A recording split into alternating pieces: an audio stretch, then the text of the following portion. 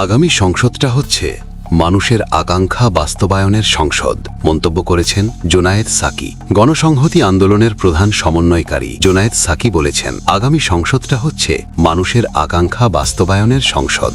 আজ শনিবার দুপুরে ব্রাহ্মণবাড়িয়া জেলা প্রশাসক ও রিটার্নিং কর্মকর্তার কার্যালয়ে মনোনয়নপত্র যাচাই বাছাই শেষে তার প্রার্থিতার বৈধতা ঘোষণার পর তিনি সাংবাদিকদের একথা বলেন।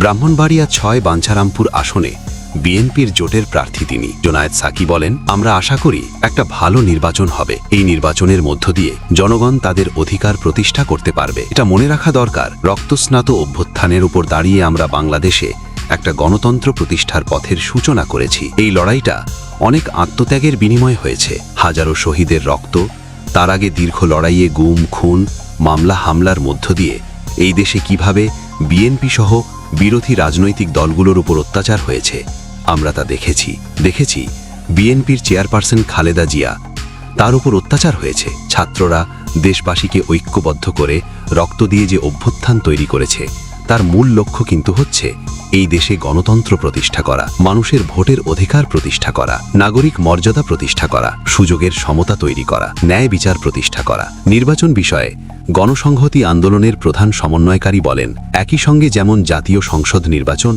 তেমনিভাবে সংবিধান সংস্কার পরিষদেরও নির্বাচন। যে জুলাই জাতীয় সনদ তৈরি হয়েছে, তার ভিত্তিতে আগামী সংসদে আমাদের সংবিধান সংস্কার হবে। তার ভিত্তিতে বাংলাদেশ পরিচালিত হবে একটা শান্তিপূর্ণ প্রতিযোগিতার মধ্য দিয়ে। জনগণের ভোটে যারাই নির্বাচিত হবেন, তারা যেন সংসদে গিয়ে জনগণের অধিকার প্রতিষ্ঠিত করতে পারেন, কাজ করতে পারেন। সেই বাস্তবতা তৈরি করাই আমাদের মূল লক্ষ্য। বিএনপির বিষয়ে জোনায়েদ সাকি বলেন, আগেই বলেছি বিএনপি কিভাবে এই ফ্যাসিবাদ বিরোধী লড়াইয়ে অংশ নিয়েছে, কিংবা গত ১৭ বছর ধরে কি ধরনের অত্যাচারের মুখোমুখি হয়েছে। এত বছর পর তাদের প্রার্থী থাকবে, স্বাভাবিক। আমরা যুগপৎ আন্দোলনের ধারাতে আলোচনা করব। আমরা আশা করি আলোচনার মধ্য দিয়ে একটা ঐক্যমত্যে পৌঁছাতে পারব। আমরা আশাবাদী।